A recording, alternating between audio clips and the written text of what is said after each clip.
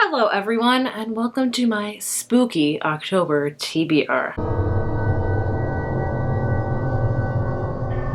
So we all know that I'm seasonal. I've said it probably 50,000 times in this channel. Honestly, you're probably sick of hearing me say it. I'm sick of saying it, but I have to say it to let you know. I think a lot of people are seasonal. It's not just me. I didn't coin it, not at all. But with being seasonal comes reading seasonally, and when it hits October, I tend to read a little bit more scarier and darker things. And as the years go on, I read darker and darker things, and I get more and more scared because I'm a huge chicken, but I've grown a lot, so that's good. So I have so many books that I want to read this month. If you're like me, you save certain books for certain months. And every time this year I've gotten like kind of a creepier one that I'm like, ooh, the spirit of Halloween. What do? I set it aside for October. And then October comes and I pull out all those books and I'm like, wow, you pulled way too many. I don't even know how many there is. I have a pile of like, definitely. I have a pile of maybe. And I have a pile of like, we'll see. So that's how we're going to organize it today. Without further ado, let's get into all of the books that I want to read because it's a lot. First up, I have The Invisible Girl. No, just Invisible Girl by Lisa Joel. This will be the third Lisa Joel book I've read. She tends to write more domestic thrillers, I would say, where it's more like Big Little Lies, where it's really kind of contemporary with a mystery thrown in there. That's how her books are. This one is about this girl that goes missing and they suspect this guy and we follow a slew of people. That's how usually Lisa Joel's books work before. I've read Watching You, which I really enjoyed by her. Then I read The Family Upstairs, which I didn't like. So we'll have to see how I feel about this one. But I'm excited because I do enjoy her writing. Next up, I have When No One Is Watching by Alyssa Cole. Alyssa Cole is actually a romance author and I haven't read any of her romance books. So I'm reading when she's completely switching genres, going from romance to thriller, so that's interesting. But I've heard really good things about this one. It says it's Rear Window meets Get Out. I know about this one. It's about this neighborhood, and we have a character named Sydney who's lived in this Brooklyn neighborhood, and she's noticing that there's a lot of for sale signs. This is all about gentrification, pushes them out, and things like that. So I think it's going to have a lot to do with today's world and today's culture and topic and races, which is very important. So I'm very excited to read this one. Again, I think this might be more of a contemporary with a mystery thrown in, which I still like those equally as much as mystery thrillers, as long as I think you know what to expect while going in. Like, I think if you expect a really scary book, you'll be fine. If you expect kind of a lighter book, you'll be fine. Maybe that's just me, I don't know. Next up is one that I am really excited to read, and that is My Best Friend's Exorcism by Grady Hendrix. I read my first Grady Hendrix book this year, called Southern's Book Guide to Slaying Vampires, and I really enjoyed it. So this one takes place in the 80s, if you can't already tell, because there is literally like a VHS tape, which if you didn't grow up with that, I feel really old because I grew up with VHS tapes like for probably the majority of my childhood. So this one basically is what the title says. We have high school sophomores, Abby and Gretchen, and one of them thinks that they are being possessed by the devil and wild misfits occur. I'm really excited to read it because I really enjoy his writing. Next up, I have The Hunting Party by Lucy Foley. I read The Guest List by her this year, and it's easily one of my favorite thrillers I've ever read. Just enjoyed it a ton. The shock factor at the end got me. So this one I think is very similar to her first one, where I think it's a New Year's reunion in this remote Scottish wilderness, and it says the beautiful one, the golden couple, the volatile one, the quiet parents, the new parents, the quiet one, the city boy. One of these friends is a murderer and one won't make it out alive. So you kind of got that isolated, you know, kind of Agatha Christie-esque novel where you have all these people isolated, somebody dies, who done it, that kind of thing. I'm really excited for this one, although I will say I've heard that this one's not as good as The Guest List by her, so I'm going in this with mixed expectations, I guess you could say. Next is the one that I'm really nervous about because it's easily the scariest one, and that is Kill Creek by Scott Thomas. If you'd asked me 3 years ago if I would ever buy a book called Kill Creek, I would be like, never. Here I am, 2020. What a freaking year. So this one just sounds so interesting. So it's about these horror authors, and I love when books are about authors. I just find that so interesting. And so basically these horror authors go to this like this world famous haunted house on Halloween night, and it's like for a publicity stunt, you know, to up their book sales and things like that. Like, it's gonna be great. Turns out it's a real haunted house, and they awaken a spirit, and I heard it gets real scary. So we'll see. Like, this one I think is the one that's gonna keep me up a lot at night.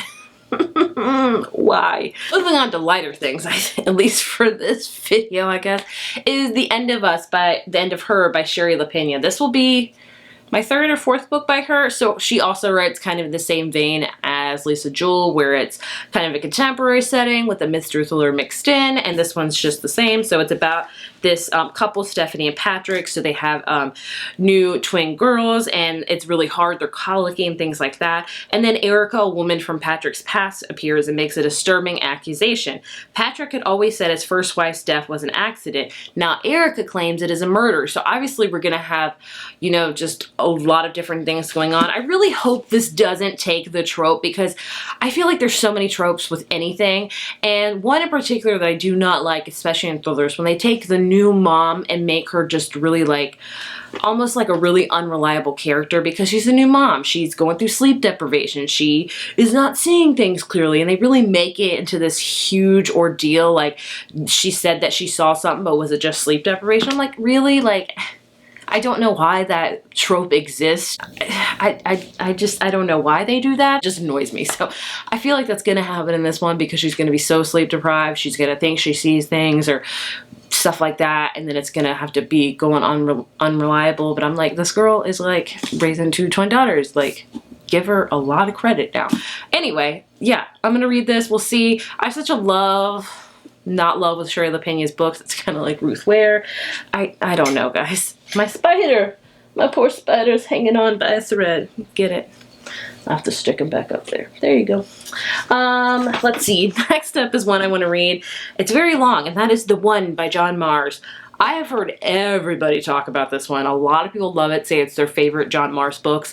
This one is about like this app that figures out your soulmate pretty much. It matches your DNA, and it tells you who you're meant to be the rest of your life with. And so basically it says that now 5 different people have received the notification that they've been matched. They're each about to meet their one true love. But happily ever after isn't guaranteed for everyone, because even soulmates have secrets, and some are more shocking than others. So really excited to read this one. It is very long. It's like 450 pages, which is very long for a thriller, but I do have really high expectations for this one. Mexican Gothic by Silvia Morano Garcia. I've heard really great things about. It's like a horror kind of noir. Is that the word I'm looking for? I'm not quite sure. Please forgive me. But this one, just the cover alone is very intriguing. Reimagining from a Gothic, that's the word I was looking for, Gothic, of the Gothic suspense novel story about an isolated mansion in the 1950s Mexico and the brave socialite drawn to its treacherous secrets. So that's all I know about it. It's this woman, I think, that gets called by her cousin to come down to Mexico to help her, and she goes, and this mansion's like all really creepy and scary, and there you go. I've heard mixed things about this one as well. I've heard the beginning is very slow, but if you stick with it, it'll be amazing in the end. So I'm really hoping that I agree with that also. So I have high hopes for this one as well. The Whisper Man by Alex North. I have told you guys repeatedly last year when this came out, everyone was talking about it. I bought and like canceled my order 3 separate times. So I bought it, thought I could handle it, then I canceled my order because I just heard it was too scary. I bought it again. I'm like, I could do this, canceled it again, and yeah. But I did read his newest book, I think it's called The Shadows. Yes, The Shadows. And I handled that one. And so I'm thinking I could probably handle The Whisper Man. So here we are. This one sounds very scary because I believe it has to do with like almost child abduction. And I'm a mom. I don't do that very well at all. So I think this one will scare me in the sheer fact of that matter. I try to stay away from those books, honestly, or like a child's death. Like I literally can't handle that. So nervous, excited to read this as all of these. Oh, I do have a YA one I've been meaning to read, and that is The Bone Houses by Emily Lloyd Jones. So this one is a YA fantasy where it's about zombies pretty much, and I've heard a lot of people say that it's really great. It's a great YA fantasy standalone, which there's not a ton of, and I always love. And if you guys know, I have not read like any YA fantasy this year because I'm just failing. The last one I want to read is an ebook. I got an e-archive. It's called The Haunting of Beatrix Green. I know Rachel Hawkins is one of the authors, as well as 2 other authors. I think with this one, it's another kind of gothic horror novel about like a spooky house, and I want to say it's like 3 novellas wrapped into one book. I'm not 1000% sure, but I think that's what it's about. I don't know. So those are like pretty much sure I'm gonna read, or like hopefully. And then the last 3 books are like, if I have time, great. If not, that's okay too. The Remaking by Clay McLeod Chapman. This one's about like another like kind of, this one's about like a horror movie where they remake it, and it's based on a tale that happened in like the 1930s where this witch was buried and she has like this famous gravesite, and it's supposed to be really creepy. They make it into the movies like in the 70s, and then they remake it again in the 90s. So it sounds really interesting, and I'm hoping I can get to it. We'll have to see. Then I have The Nesting by C.J. Cook. This one is about a guy that decides to like build this house on like this isolated island, and we're at Norway, and his wife had died, so he's a widower, and he has 2 young girls, so he hires this nanny, and she notices things aren't quite right, and she's really scared, and that's all I know about it. Sounds hella scary. And then I have a graphic novel. I have Witchy by Ariel Slamont Reeves, and I don't read a ton of graphic novels, but there are some that really draw me in, and this is one of them. So this is: in the Witch Kingdom Highland, the strength of your magic is determined by the length of your hair. Those that are strong enough are conscripted by the Witch Guard, who enforce the law in peacetime and protect the land during war. However, those with hair judged too long are pronounced enemies of the kingdom and annihilated. This is called a witch burning. So it sounds really interesting. We'll have to see, but I figured the title was witchy, so it's probably like Halloweeny enough. I don't know.